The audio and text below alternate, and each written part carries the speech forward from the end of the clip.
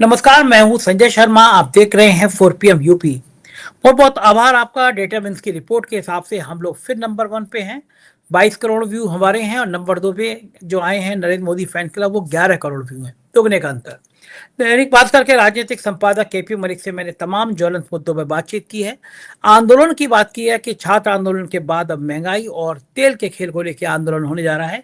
क्या होगा इसमें, चलते हैं मलिक साहब के पास। 4 PM न्यूज नेटवर्क में बहुत बहुत स्वागत है आपका केपी मलिक साहब। आपका हार्दिक अभिनंदन, प्रणाम। आज बड़े अच्छे लग रहे हैं।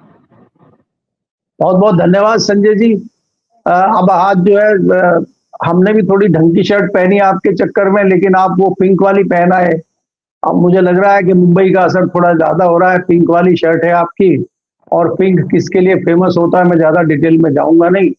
और दूसरा, आपको बहुत बहुत बधाई कि जो चैनल ने आपने जो रिकॉर्ड के झंडे गाड़े हैं, जो झंडा आपने बुलंद किया है, मोदी जी के चैनल को भी आपने जो है आधे से कम पे छोड़ दिया है। क्योंकि मैंने कहीं से रिपोर्ट देखी है कि आपके व्यूअर 22 करोड़ के लगभग पहुंच गए हैं। और जो नरेंद्र मोदी फैन क्लब वाला जो चैनल चलाया जाता है, जिसमें जोर लगते हैं सारे सोशल मीडिया, भाजपा और आरएसएस सब लगा के चलाते हैं, वो भी बेचारे किसी तरह 11 करोड़ तक पहुंच पाए हैं। तो आपको बहुत बहुत बधाई और बहुत बहुत शुभकामनाएं संजय जी। और हम आशा करते हैं कि ये सिलसिला यहाँ रुकेगा नहीं, आगे बढ़ेगा और आप इसी प्रकार से 50 करोड़ क्रॉस करेंगे जी। बहुत शुक्रिया मलिक साहब। डेटा विंग्स की रिपोर्ट आती है हर महीने, और केवल वो महीने जिस हमारा चैनल जब बंद था, उन 2-3 महीने को छोड़ दीजिए, तो लगभग 3.5 साल हो गए। दर्शकों के प्यार ने हमें देश में लगातार नंबर 1 बनाए रखा है। और डेटा विंग की जो रिपोर्ट आई है उसमें 4 PM को लगभग 22 करोड़ भी है, और नंबर 2 पर NMF चैनल यानी नरेंद्र मोदी फैन चैनल है नंबर 2 पर, उसके लगभग 11 करोड़। यानी नंबर 1 और नंबर 2 में दुगने का अंतर है। मुझे भी नहीं थी, लेकिन पूरे देश और दुनिया से जो प्यार मिल रहा है उसने मेरे को अभिभूत कर दिया। हाथ जोड़ के आप सभी का हार्दिक अभिनंदन। और बात आज की चर्चा शुरू। मलिक साहब, सोचा नहीं था किसी ने कि ये नौजवान, जिनके लिए बड़े बड़े गोदी मीडिया के लोग, मीडिया के अलावा बाकी भी गोदी लोग, कोई कवि है, कोई लेखक है, कोई शायर है, बड़े घमंड से कह रहे हैं ये काकरोच क्या होते हैं, हमें तो मारेंगे और काकरोच गायब हो जाएंगे। राजनाथ सिंह जी ने बड़े गर्व से कहा कि ये हजूर, ये एनडीए सरकार है, ये यूपीए सरकार नहीं, इस्तीफे नहीं होते हैं। और सुनने में आया कि मोदी और शाह साहब चाहते नहीं थे इस्तीफा हो, लेकिन संघ ने कहा कि हम तो डूबेंगे सनम, तुमको भी ले डूबेंगे, इस लाइन पे मत चलो। अगर धर्मेंद्र प्रधान का इस्तीफा नहीं हुआ तो मोदी जी इस्तीफा आपका हो जाएगा। अब ये जो झटका लगा है, एक बड़ा संदेश ये चला गया कि इनका डर खत्म है। अब इनके लोगों ने डरना बंद कर दिया। तानाशाह के लिए सबसे बड़ी परेशानी यही होती है कि लोग उससे डरना बंद ना कर दें, ये डर होता है उसके मन में। और जिस हिसाब से ये लोग सड़कों पर आए हैं, नौजवान और छात्र, उसने दिखा दिया कि तानाशाह के खिलाफ अब लोग मुखर हो रहे हैं, बोलने लगे हैं। 12 सालों में इतनी फजीहत कभी नहीं हुई मोदी जी की जितनी अब हो गई। आपको लगता है ये आंदोलन खत्म हो जाएगा, या फिर अब एक और ज्वलंत मुद्दा है जिसपे मध्यम वर्गीय परिवार सबसे ज्यादा जूझ रहा है, वो है एथेनॉल का मामला, तेल की कीमतों का मामला। जबरदस्ती में आपसे कहा गया ये वाला तेल लो, गाड़ी कबाड़ा होती जा रही है, तेल महंगा होता जा रहा है। क्या ये मुद्दा, महंगाई का मुद्दा, अब एक और जन आंदोलन को जन्म दे सकता है? क्या लगता है, आप छात्र कुछ और करेंगे? और प्रधानमंत्री जी रोज इंस्टाग्राम पर आ रहे हैं, अभी अभी 1-2 घंटे पहले फिर इंस्टाग्राम पे आए, लंबा चौड़ा डायलॉग जारी किया कि हम बिल लेकर आ रहे हैं, हम ये कर देंगे, वो कर देंगे। बेचारों को इंस्टाग्राम पे आधी आधी रात को आना पड़ रहा है, कोई फर्क पड़ेगा इससे? प्रधानमंत्री जी का बार बार इंस्टाग्राम पे आना, सोशल मीडिया पे आना जताता है कि प्रधानमंत्री जी डरे हुए हैं और उनकी सरकार भी डरी हुई है। और भारतीय जनता पार्टी के जो विद्वान हैं वो भी डरे हुए हैं, आपने देखा होगा उनको। लेकिन मैं थोड़ा सा अगर पीछे जाऊं और हमने जो इतिहास पढ़ा है, जो चीजें पढ़ी हैं, मैं एक छोटा जिक्र आपको आगरा और मथुरा के आसपास का करना चाहूंगा। वहां पे क्या था कि औरंगजेब के जमाने में बड़ा टेरर उस टाइम जो है मुगलों का था, और वो किसानों से कर लेते थे, दुकानदारों को लूटते थे। और बीच बीच में ये भी होता है कि जो जिनके पास सत्ता होती है वो कई सारे अनैतिक कार्य भी करते हैं। और जब जनता त्रस्त हो जाती है फिर वो मरने मारने के अलावा उसको कुछ दिखाई देता नहीं है। तो उन्होंने क्या किया था कि वहां पे किसान वर्ग इकट्ठा हुआ, मजदूर वर्ग इकट्ठा हुआ, और उसमें एक गोकुल सिंह नाम के किसान थे, उन्होंने उसका नेतृत्व किया और भयंकर लड़ाई हुई, और उसमें बहुत नुकसान औरंगजेब का हुआ, और औरंगजेब को लगा कि ये कहां से क्या हो गया। हालांकि बाद में क्योंकि वो किसान थे और सरकार के पास तो आप जानते हैं फौज है, सेना है, सब चीजें हैं, आखिरकार 3 दिन के युद्ध के बाद वो हार गए और उनकी बोटी बोटी काटी गई आगरा लाके, और उनकी जब बोटी काट रहे थे तो खून के फव्वारे उनके शरीर से निकल रहे थे। ऐसा हट्टा कट्टा नौजवान था। उसी पे आज बताते हैं कि अगर आप कभी आगरा गए हो तो वहां एक फव्वारा चौक है, उसी पर फव्वारा चौक पड़ा है। लेकिन उसके बाद ये हुआ कि जो जितना डर औरंगजेब का लोगों के बीच में था वो डर निकल गया, और उसके बाद वो इस तरह के आंदोलन, इस तरह का जो चीजें थी वो बढ़ती चली गई, रुकी नहीं। दूसरी घटना हम अंग्रेजों के टाइम में देखते हैं, अंग्रेजों का जिस तरह से दमन चक्र हमारे ऊपर चलता था, हर चीज को वो दबा देते थे। महात्मा गांधी ने वो डर निकाला, शांति का प्रदर्शन करके, आमरण अनशन करके और आंदोलन करके। तो मुझे लगता है कि ये जो 12 सालों से एक डर बनाया गया था, चाहे वो सीबीआई का डर हो, चाहे वो ईडी का डर हो, चाहे आपके सांसद तोड़ने का डर हो, चाहे आपके ऊपर छापा मारने का डर हो, चाहे पत्रकारों को जेल में डालने का डर हो, वो डर इन युवाओं ने निकालने का काम किया है। और ये जो मामला हुआ है धर्मेंद्र प्रधान का इस्तीफा, ये एक संकेत है कि जो ये कुतुब मीनार खड़ी हुई है, अब इस मीनार की ईंटें निकलना शुरू हो गई। अब धीरे धीरे जब ईंटें निकलेंगी तो ये जो महल बना हुआ है, ये महल कभी भी बिखर सकता है। आप ये देखेंगे कि जिस प्रकार से आप इतने दिनों से चीजें चला रहे हैं, आप डर रहे हैं, सरकार ने इस आंदोलन को कुचलने में, इसको खत्म करने में कोई कोर कसर तो छोड़ा नहीं है। आपको पता है, अब मैं बहुत अच्छे से गोलचा साहब को जानता हूं, सतीश गोलचा बहुत होनहार, बहुत जबरदस्त अधिकारी हैं। दिल्ली में वो लगभग 2 दशकों से तो मैं बहुत बारीकी से उनको देखता हूं कि वो दिल्ली के कई अलग अलग पुलिस के पदों पर रहे हैं, और बहुत अच्छे तरीके से वो मैनेज कर रहे थे, क्योंकि उनको ध्यान रखना पड़ रहा था, चीजों को दायरे में रह के वो कर रहे थे, और बहुत अच्छे तरीके से सारी चीजें थी। और आईबी की रिपोर्ट आई, आईबी ने रिपोर्ट दी कि कुछ बड़ा मामला हो सकता है, क्योंकि जंतर मंतर का मामला धीरे धीरे बढ़ता जा रहा है। तो जैसे ही होम मिनिस्ट्री को ये रिपोर्ट दी गई, होम मिनिस्ट्री के हाथ पैर खुल गए और होम मिनिस्ट्री आनंद फानन में ढूंढने लगी कि किसको देखा जाए। तो जो आईबी की रिपोर्ट देने आए थे सज्जन, पता चला रे वो सज्जन तो दानिश के दिल्ली के ही आईपीएस हैं। तो काहे इन्हीं को नहीं बनाया जाता, क्रांतिकारी भी है, हमारे जो है रिपोर्ट देने आए तो सिंपैथी रखने वाले हैं, तो इनको रात को बनाया। उनको सोचिए आप, उनको रात को बनाया और सुबह उन्होंने विस्फोट कर दिया, और उस विस्फोट का नतीजा आज आपके सामने है। तो मेरा कहने का मतलब है, वो थे तो दिल्ली के, लेकिन वो 20 साल से दिल्ली की तरफ देखे नहीं, और वो आईबी में बने हुए थे। और संजय जी, मैं आईबी के बना हूं, आज मेरे पास कई सारे आईएएस अधिकारियों के जो रिटायर हैं या थोड़े से किसी दूसरे पदों पर, उनके फोन आए। आईबी का काम क्या होता है, रो का क्या काम होता है, संजय जी आपको भी पता है। अब आईबी ने अगर कोई रिपोर्ट दी है तो उसको कैसे जांच पड़ताल करोगे, कैसे तथ्यों की बात करोगे। हमारे आपके लखनऊ में, मेरठ में, मुजफ्फरनगर में, शामली में जो वहां पे आईबी का आदमी होता है जिले में, वो किससे रिपोर्ट लेकर देता है? वो हमसे आप बात करके रिपोर्ट बनाकर दे देता है। आईबी के मेरे कम से कम 2 दर्जन दोस्त हैं जो हमसे अभी भी फोन करके पूछते रहते हैं। प्रेस क्लब में 4 आईबी के आदमी बैठते रहते हैं, पत्रकार क्या बात कर रहे हैं, तो वो पत्रकारों की बातें सुनी और रिपोर्ट बना के दे दी। तो ये रिपोर्ट अभी वो चल रही थी और उनको आपने कमान दे दी, तो वो उस कमान को संभाल नहीं पाए, जिसका नतीजा आपने देखा। और अब तो जो आरएएफ है उसने भी स्वीकार कर लिया कि पैलेट गन चले हैं, उन्होंने मना नहीं किया।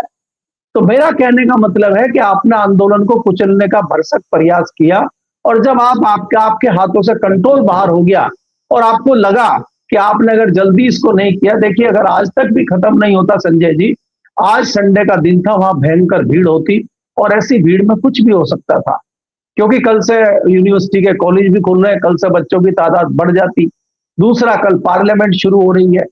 पार्लियामेंट में देखिए, इसमें कुछ भी आप कहें, जो दूसरे राजनीतिक दल थे, चाहे वो आम आदमी पार्टी हो, चाहे समाजवादी पार्टी हो, चाहे कांग्रेस के राहुल गांधी हो, उनका हौसला बुलंद करने का काम भी नौजवानों ने किया है। राहुल गांधी आज से पहले नहीं गए प्रधानमंत्री के घर के बाहर धरना देने के लिए। डिंपल यादव को आज से पहले हमने नहीं देखा कि वो सांसदों को लेकर पैदल मार्च कर रही हो। हमने आज से पहले उन नेताओं को नहीं देखा चंद्रशेखर को पार्लियामेंट में धरना देते हुए। तो कहीं ना कहीं उनका उत्साहवर्धन भी इन्हीं नौजवान छात्रों ने किया है, और उसमें कई सारे ऐसे छात्र छात्राएं थे जो 14-15 साल के भी थे। उस पर हम लंबी चर्चा पहले कर चुके हैं। तो मुझे लगता है कि ये एक शुरुआत है, और अभी आप आगे आगे देखिए होता है क्या। इसको एक डायलॉग भी कह सकते हैं जो हम और आप कई बार करते हैं कि पार्टी तो अभी शुरू हुई है। मुंबई अंदाज में अगर करेंगे, पार्टी अभी शुरू हुई है और पार्टी आगे तक चलेगी। तो पार्टी का नजरिया देखिए और पार्टी का मजा लीजिए और जो है नृत्य करिए उसमें। जी बिल्कुल ठीक कह रहे हैं मलिक साहब। आप लंबे समय से पार्लियामेंट कवर करते रहे हैं, सरकार के बहुत करीब से आपने सरकारों को देखा है। इस पूरे आंदोलन में चूक कहाँ थी? जहां तक मुझे लग रहा है शुरू में इस आंदोलन की तरफ थोड़ा आंखें मूंदी गई और दिल्ली की गोदी मीडिया को इशारा किया गया शुरू में दिखा दो, जिससे राम मंदिर की चंदा चोरी का मामला थोड़ा दब जाए, छुप जाए। मकसद ये था कि मंदिर की चंदा चोरी ज्यादा नुकसान पहुंचा रही है, छात्रों का आंदोलन हम खत्म कर देंगे, कांग्रेस पार्टी क्या होती है। लेकिन बाद में यही आंदोलन गले की फांस बन गया। क्या लग रहा है आपको, चूक कहाँ हुई? सरकार मोदी और शाह जो अपने आप को बहुत इंटेलिजेंट समझते हैं, वो गड़बड़ा कहाँ गए? क्या लगता था उनको कि उनके एक मंत्री की बलि चढ़ जाएगी, बलि देनी पड़ जाएगी? गलती कहाँ हुई? संजय जी, गलती आपके अहंकार और आपके जो अहंकार आपको है, जो आपको घमंड है, उसके सामने आपकी गलती हुई। आपने कहा अरे हम किसी को भी कुचल देंगे, किसी को भी देख लेंगे, तो उससे आपकी गलती हुई। राम मंदिर के मामले में कहीं ना कहीं आप दबाव में थे, ये नया मामला आ गया। और उसके बाद अगर आप देखेंगे जो कांग्रेस भी है, उसका भी लगातार कहीं ना कहीं युवाओं में जिस प्रकार से राहुल गांधी जगह जगह जा रहे थे, पहले वो कोटा गए, देहरादून गए, तो एक पैरेलल भी छात्रों पे इस तरह का एक चल रहा था कि छात्रों को आकर्षित कैसे किया जाए, छात्रों को आगे कैसे बढ़ाया जाए। और दूसरा संजय जी, आप ये देखेंगे ये जो मुद्दा था, ये बहुत सेंसिटिव मुद्दा था शिक्षा का। ये 80% आज की डेट में ऐसे परिवार हैं जो कहीं ना कहीं इससे सीधा सीधा संबंध रखते हैं। या तो ऐसे छात्र हैं जो परीक्षाएं दे चुके हैं, उनकी नौकरी नहीं लग रही है, या ऐसे छात्र हैं जो परीक्षा देने वाले हैं, या ऐसे छात्र हैं जिन्होंने परीक्षा दे दी है, या ऐसे छात्र हैं जो 2 साल में 1 साल में परीक्षाएं देंगे। और कहीं ना कहीं सेंटिमेंटल तरीके से वो बच्चे जुड़े हुए थे और उनके पेरेंट्स भी जुड़े हुए थे। आपने देखा कि भारतीय जनता पार्टी के कई बच्चे ऐसे आए जो उनके पेरेंट्स, उनके फादर, उनका पूरा परिवार भारतीय जनता पार्टी को वोट देता है, लेकिन बच्चे वहां पे पहुंचे। तो ये क्या जताता है कि ये ऐसा सेंटिमेंटल वाला आंदोलन था कि सरकार इसको भांप नहीं पाई, सरकार इसको समझ नहीं पाई। सरकार को लगा जैसे दूसरे आंदोलन होते हैं ऐसे ही छोटा मोटा आंदोलन रहेगा, इसको तो हम कुचल देंगे। और कुचलने की पूरी व्यवस्था भी की थी संजय जी, ऐसा नहीं है। आपने सीआईए सब तक बुला ली, आरपीएफ, आरएएफ आपके पास है, दिल्ली पुलिस आपके पास है, उसके बाद आप बॉर्डर से दाएं बाएं से अगर सेना को बुला रहे हैं तो इसका क्या मतलब है? और जिस प्रकार का लाठीचार्ज हुआ है संजय जी, हमने आज तक नहीं देखा दिल्ली में। आप युवाओं पे लाठियों में कीलें आपकी लगी हुई है, आप गोलियां चला रहे हैं, आप लाठी भांज रहे हैं। जिस प्रकार से आपने देखा कि उस पर लंबी चर्चा हो चुकी कई चैनलों पे कि ऐसे ऐसे लोग दिखाई दिए जो पुलिस के लगते ही नहीं, चप्पल पहन के, लाठी लेके, पैंट शर्ट पहन के पीट रहे हैं, किसी का बैज नहीं लगा है। तो ये जताता है कि आपने पूरा प्रयास किया कुचलने का, लेकिन आप कुचल नहीं पाए। और दूसरा मैं आपको जो लगातार कहता हूं कि भारतीय जनता पार्टी हो चाहे संघ हो, कहीं ना कहीं अंदर से भी इस तरह की आवाजें उठ रही हैं कि मामला बहुत बिगड़ रहा है। लेकिन भारतीय जनता पार्टी और आरएसएस के लोगों का तेल इतना निकल चुका है कि उनका इंजन स्टार्ट ही नहीं हो पा रहा है। जैसे कई बार आप गाड़ी स्टार्ट करने की कोशिश करते हैं ना, वो खरखर की आवाज तो करती है लेकिन इंजन स्टार्ट नहीं हो पाता है क्योंकि उनकी हवा इतनी निकल चुकी है। लेकिन ये मैं कह सकता हूं निश्चित तौर पे कि ये एक शुरुआत है और ये मामला आगे तक जाएगा। सरकार का घमंड टूट गया है। सरकार का जो पहले ये था कि घमंड है, वो घमंड टूट गया है। इसलिए मुझे लगता है ये मामला आगे बढ़ेगा। जी, इस बीच में मैंने 2 लोगों के वीडियो देखे, परम आदरणीय तिहाड़ लिटन सुधीर चौधरी का और अर्नब गोस्वामी का और बाकी गोदी मीडिया का एंकर का। इन दोनों का कहना है कि सरकार ने बड़ा आसान किया। सरकार तानाशाह होती, मार मार के डंडे ठीक कर देती, आंदोलन करने नहीं देती। और सरकार बड़ी दयालु है, राजा बड़ा दयालु है, उसने आंदोलन करने दिया। ये तब हाल है इनका जब इनके फील्ड के रिपोर्टर पिट रहे हैं, कपड़े फाड़े जा रहे हैं, तब भी ये इतनी बेशर्मी पर बैठे हुए हैं। छात्रों को गलत बता रहे, कह रहे छात्रों पे मेहरबानी कर दी सरकार ने। कितनी कितनी गुलामी करेंगे ये लोग गोदी मीडिया का। इतने हश होने के बाद क्या और कोई पूरा हश होना बाकी है? संजय जी देखिए, ये मीडिया को भी आईना दिखाने का काम इन्होंने किया है, जो गोदी मीडिया था।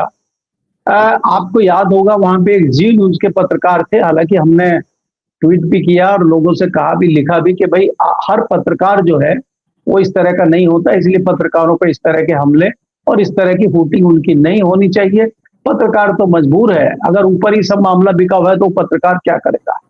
संजय जी, खबर आई है आज कि वो जी न्यूज के पत्रकार जिसकी पिटाई हुई थी और जिसके साथ अभद्र व्यवहार वहां किया था, उसकी बेटी बड़ी आहत हुई और बेटी ने सवाल पूछा कि पापा आपके साथ ये क्यों हुआ।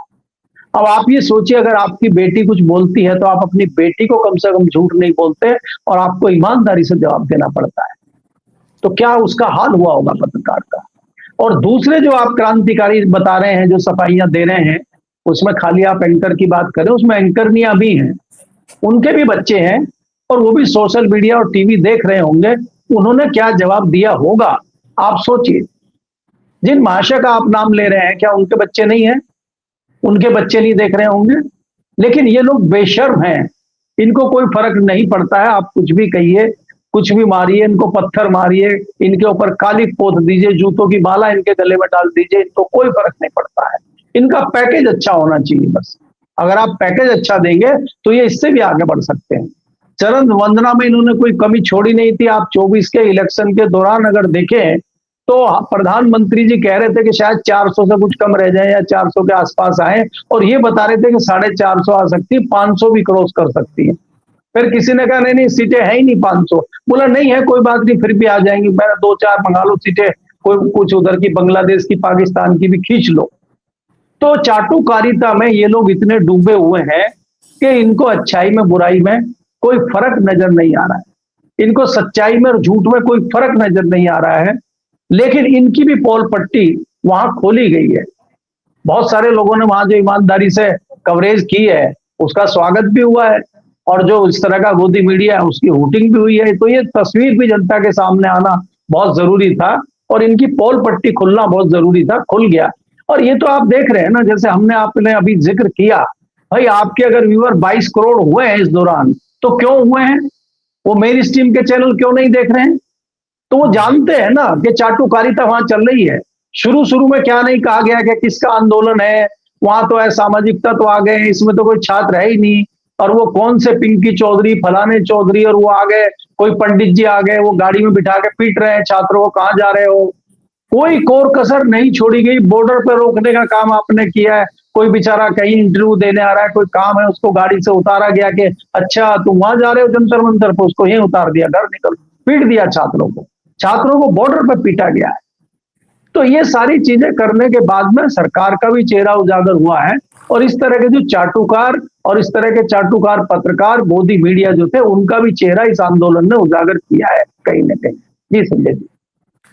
मलिक साहब, अभी मुसीबतें कम नहीं हुई हैं। ऑटो चालकों ने और टैक्सी ड्राइवरों ने कहा है कि वो 4 तारीख को बड़ी हड़ताल करने जा रहे हैं इसी तेल की मिलावट के लिए। मैं हूं, आप हो, कोई भी मध्यम वर्गीय परिवार के लोग हों, एक ही चर्चा है कि ये एथेनॉल वाली गाड़ियां, तेल मिलाने वाली गाड़ियां कबाड़ा होती जा रही हैं। बड़ा सेंसिटिव मुद्दा है ये। अब वो हड़ताल की बात हो गई। अब लोगों ने देख लिया ना, 700-800 किसान मर गए, लेकिन किसान आंदोलन पे प्रधानमंत्री को झुका लिया किसानों ने। नौजवानों ने तो इतनी जल्दी झुका लिया, उम्मीद नहीं थी कि नौजवानों के आगे ऐसे पसीने आ गए। और अब ऑटो चालक, टैक्सी ड्राइवर ये सब हड़ताल करने जा रहे हैं। क्या लग रहा है अब ये मामला समझ में आ गया लोगों को? झुकती है दुनिया, झुकाने वाला चाहिए। नहीं संजय, देखिए जैसे शिक्षा के मामले पे अधिकतर लोग प्रभावित थे इस मामले से। ऐसा मामला था कि हर व्यक्ति इससे जुड़ा हुआ था, भले ही किसी के पास कार हो ना हो। तेल के मामले से तो वही प्रभावित होता है भाई, अगर उसके पास अपनी कार नहीं है, वो बस में सफर करता है, कोई टैक्सी में सफर करता है, कोई ट्रेन में सफर करता है, कोई ट्रक में सफर करता है, तो सब कहीं ना कहीं तेल से प्रभावित हैं। अगर तेल के हाल ये होंगे, गाड़ियों की हालत खराब होगी, तो उससे ढुलाई का खर्चा बढ़ेगा, ढुलाई का खर्चा बढ़ेगा तो महंगाई बढ़ेगी, महंगाई बढ़ेगी तो आम आदमी को दिक्कत होगी, कमाई हो नहीं रही है और महंगाई बढ़ती जा रही है, तो उससे कहीं ना कहीं आम आदमी भी प्रभावित होगा। आज ऑटो वाले स्ट्राइक कर रहे हैं, कल को आम आदमी स्ट्राइक करेगा।